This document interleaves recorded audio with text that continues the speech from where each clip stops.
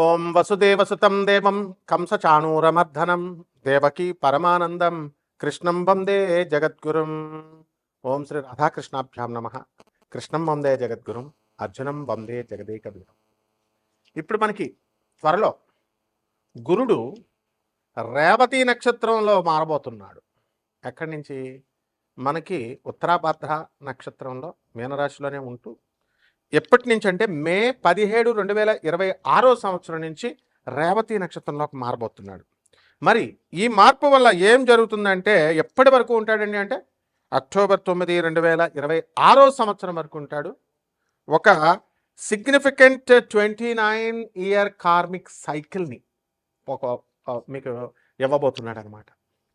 ఆ తర్వాత మనకి ఈ మార్పు వల్ల మనకి సాటర్న్, ఈ శని ఈ రేవతి నక్షత్రంలోకి మారడం వల్ల ఫైనాలిటీ వస్తుంది మీకు. అంటే ఏదైనా సరే ముగింపు, ఏ పని చేసినా సగంలో వదిలిపడేస్తూ ఉంటారు మీరు ఆ గ్రహ ప్రభావం మాట. ఇప్పుడు ఫైనాలిటీ వస్తుంది. అలాగే చక్కగా స్పిరిచువల్ ట్రాన్సిషన్, ఎప్పుడు ఏకాంతంలో ఉండి ఆధ్యాత్మిక ఉన్నతిని మీరు పొందుతారు. అలాగే మీరు చక్కగా కార్మిక్ క్లోజర్ అవుతుంది, మీకు క్లీన్స్ అవుతుంది చక్కగా. ప్రతి ఒక్క ఇండివిజువల్ మీద, ప్రతి ఒక్క వ్యక్తి మీద ఒక గొప్ప ఇంపాక్ట్ వస్తుంది. అది ఎలా అంటే profound inner shifts and endings, startings endings అన్నీ కూడా చక్కగా చేయగలుగుతారు. మరి ఇప్పుడు మనకి ఎక్కడున్నారు గ్రహస్థితి ఈ 2026 సంవత్సరం యాజ్ ఆన్ ఈ మే నెలలో మనం కనుక చూసుకుంటే మిగతాదంతా కూడా కుజుడు మే 11 తర్వాత మేషరాశిలోకి మారబోతున్నాడు. అలాగే మనకి రవి మే 15 తర్వాత వృషభ రాశి సంచారం చేస్తాడు, ప్రవేశిస్తున్నాడు. అలాగే చక్కగా మనకి బుధుడు మే 15 తర్వాత వృషభ రాశిలోకి వస్తున్నాడు.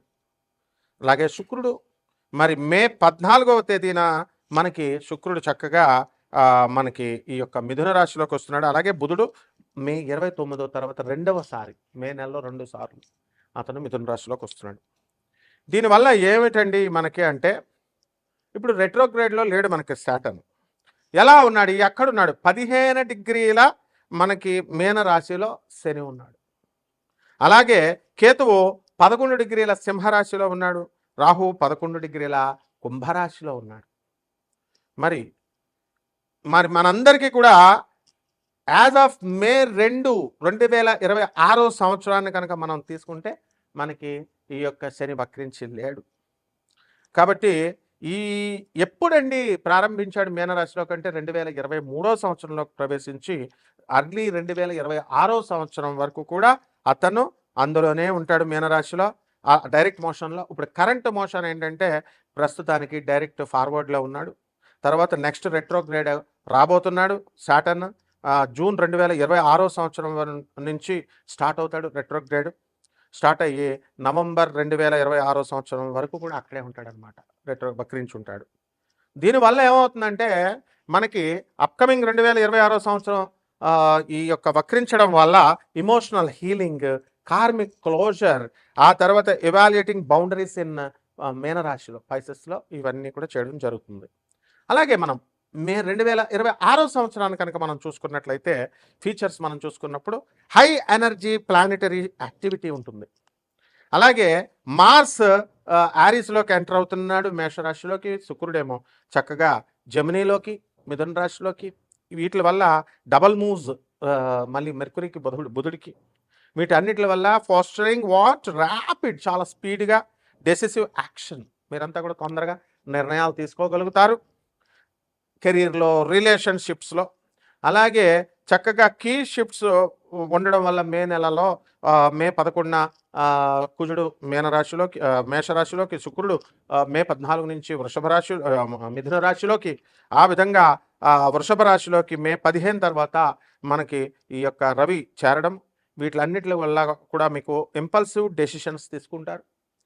2 యాక్సిలరేటింగ్ యాక్టివిటీ, చాలా స్పీడ్గా చేస్తారు మీరు ఎంతవరకు స్లోగా ఉన్నటువంటి వాళ్ళు. అండ్ డ్రైవ్ కూడా బాగుంటుంది.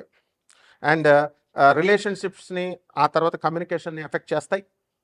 అలాగే ఫోకస్ ఆన్ స్టెబిలిటీ మీద, స్థిరత్వం మీద, రిసోర్సెస్ మీద మీరు ఎక్కువగా స్థిరత్వం వస్తుందన్నమాట.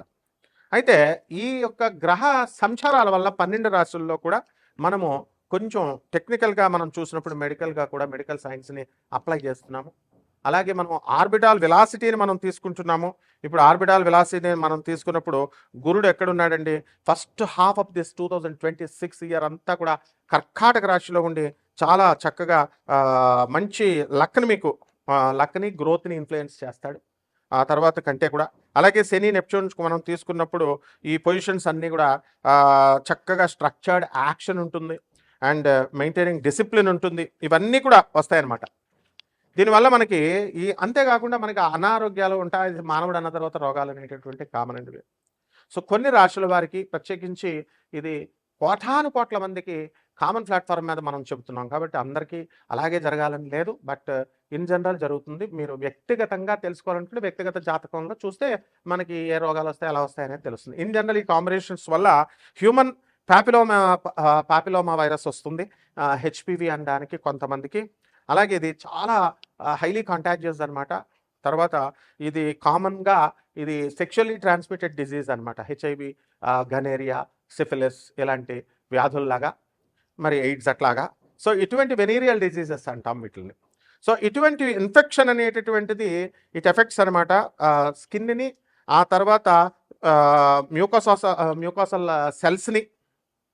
నెక్స్ట్ దగ్గరగా విత్ నియర్లీ అన్నీ కూడా సెక్సువల్లీ యాక్టివ్ పీపుల్ ఎవరైతే ఉంటారో అటువంటి వాళ్ళకి కాంట్రాక్టింగ్ ఇట్ అట్ సమ్ పాయింట్లో తగలడానికి అవకాశాలు ఉంటాయి. కాబట్టి ఈ విషయాల్లో మాత్రం చాలా స్ట్రిక్ట్గా జాగ్రత్తగా ఉండండి. అండ్ చాలా ఇన్ఫెక్షన్స్, ఇక మిగతా కొన్ని రకాల ఇన్ఫెక్షన్స్ వస్తాయి. ఈ ఇన్ఫెక్షన్ కాకుండా వీటికి అన్నీ కూడా సిమ్టమ్స్ ఉండవు ఇవన్నీ కూడా. సో వాటిలంతటికి అవే రిజాల్వింగ్ ఆన్ దర్ ఓన్, వాటిలంతటికి అవే సాల్వ్ అయిపోతాయి. బట్ హైలీ రిస్క్ టైప్స్ మనకి ఉంటాయన్నమాట.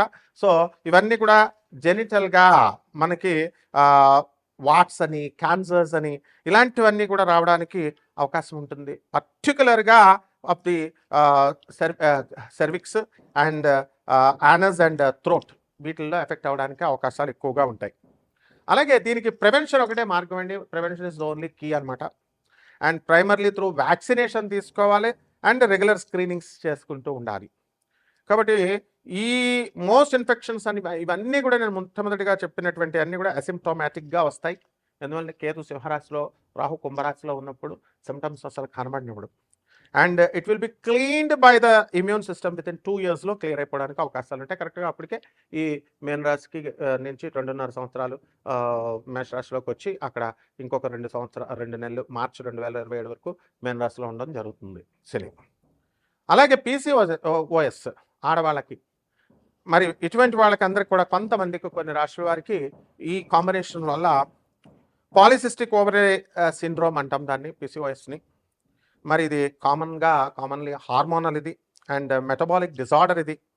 సో ఇవన్నీ కూడా people who are with ovaries, ఈ ఓవరీస్ని ఎఫెక్ట్ చేస్తాయి ఇవి డ్యూరింగ్ దేర్ రిప్రొడక్టివ్ టైమ్ అనమాట, periods years. And irregular periods రావడము, నెక్స్ట్ ఎక్సెస్ ఆండ్రోజన్ లెవెల్స్ ఇవన్నీ కూడా ఉండడం, మేల్ హార్మోన్స్ ఇవన్నీ. అండ్ అలాగే స్మాల్ ఫ్లూయిడ్ ఫిల్డ్ సిస్ట్స్ ఉంటాయి, అదే ఫాలికల్స్ అంటాం, ఆన్ దిస్ ఓవరీస్ మీద ఏర్పడడానికి అవకాశాలు ఉంటాయి. అండ్ హార్మోనల్ ఇంబ్యాలెన్స్ మనం ఎక్కువ చూస్తాం. హై లెవెల్స్ ఆఫ్ ఆండ్రోజన్స్ చూస్తాము, లైక్ టెస్టోస్టిరోన్. ఇవన్నీ కూడా డిజర్వ్ చేస్తాయి మెన్స్ట్రల్ సైకిల్ని.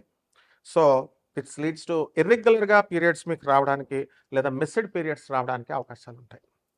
సో ఇక్కడ మనం జూపిటర్ యొక్క కాంబినేషన్ తీసుకున్నప్పుడు, వెలాసిటీని మనం తీసుకున్నప్పుడు, మనము దాని ఆర్బిట్లో కానీ అలాగే దాని యొక్క అట్మాస్ఫియర్లో కానీ మనం తీసుకున్నప్పుడు మనం దాన్ని మెజర్ చేస్తాం. ఎలాగంటే Doppler spectroscopy, next radio science tracking and cloud tracking టెక్నిక్స్తో చేసి ground based instruments like Fourier transform spectrometers వాడతాము. ఎగ్జాంపుల్ జోవియల్ అనేది. అలాగే ఎస్ప్రెసో స్పెక్ట్రోగ్రాఫ్ మెజర్, దీని నుంచి డాప్లర్ షిఫ్ట్స్ నాసా ఉపయోగిస్తుంది, నాసా జూనో మిషన్ అంటాం. దీనివల్ల deep space network antennas to track radio signals అనమాట. సో దీని నుంచి మనం ఆర్బిటాల్ వెలాసిటీ ఆఫ్ జూపిటర్ మనం తీసుకున్నప్పుడు as on this day 13.06 km/s ఉంది. And determined by tracking its orbit and the sun, around the sun.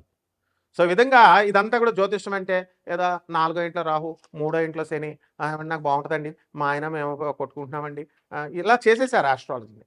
మళ్ళీ అట్లా కాదమ్మా, చాలా సైంటిఫిక్ ఇది. నేను చక్కగా ఈ యొక్క సైంటిఫిక్గా బాగా చదువుకున్నటువంటి వాళ్ళకే కాకుండా చదువులేనటువంటి వాళ్ళు కూడా నన్ను సంప్రదించవచ్చు మీరు చక్కగా. కాకపోతే మీరు అండర్స్టాండ్, జెన్యూనిటీకి దగ్గరగా ఉంటుంది. మనం ప్రిసైజ్గా నాసాస్ లైవ్ రిపోర్ట్స్ని బట్టి నేను చూసి చెప్పడం జరుగుతుంది. కాబట్టి మనము మీరంతా కూడా నా ప్రెడిక్షన్స్ అన్నీ కూడా అక్యురేట్గా ఉంటాయి, ఆ తర్వాత ప్రిసైజ్గా ఉంటాయి. సో దానివల్ల మీరు చూసుకోండి. ఇప్పుడున్నటువంటి ఈ గ్రహస్థితి 12 రాశుల మీద ఒక్కొక్కరి వారీగా ఏ విధంగా ఎఫెక్ట్ చేస్తుందో చూద్దాం. మేషరాశి. ఈ మేషరాశి వారికి అందరికీ కూడా ఏలినాటి జరుగుతోంది. రాశ్యాధిపతి అయినటువంటి కుజుడు స్వక్షేత్రగతుడై మనకి మే 11 నుంచి మేషరాశిలోకి వస్తున్నాడు కుజుడు. దానివల్ల మీ పేరు మీద ఉన్నటువంటి ల్యాండ్స్ బాగా అమ్ముడైపోవడం. ఏమండి, మాకు చాలా ల్యాండ్స్ ఉన్నాయండి, కానీ నాకు అమ్ముడవట్లేదని నేను బాధపడేటటువంటి వాళ్ళు మీకు అమ్ముడవుతారు. అలాగే కొత్త స్థలాలు కొంటారు. ఏలినాటి జరుగుతోంది మేషరాశి వారికి. అపనిందలు పడడానికి అవకాశాలు ఉంటాయి. మరి యొక్క శుక్రుని కనుక మనం తీసుకున్నప్పుడు మే 14 తర్వాత 2026 సంవత్సరంలో మిథున రాశిలోకి వస్తున్నాడు. కాబట్టి స్త్రీల నుంచి మీకు కొత్త కొత్త సహకారాలు మీకు అందడానికి అవకాశాలు ఉంటాయి. కొత్త స్త్రీలతో మీకు పరిచయాలు అవడానికి అవకాశాలు ఉంటాయి. కాబట్టి ఎవరైతే అక్రమ సంబంధాలు ఉన్నారో మరి అటువంటి వాళ్ళు తత్క్షణమే మానేయాలి. ఎందువల్లంటే మీకు చెప్పాను కదా, ఏం రాగాలు రావడానికో. మొదట స్కిప్ చేయకండి దయచేసి, అందరూ కూడా చూడండి వీడియోని పూర్తిగా.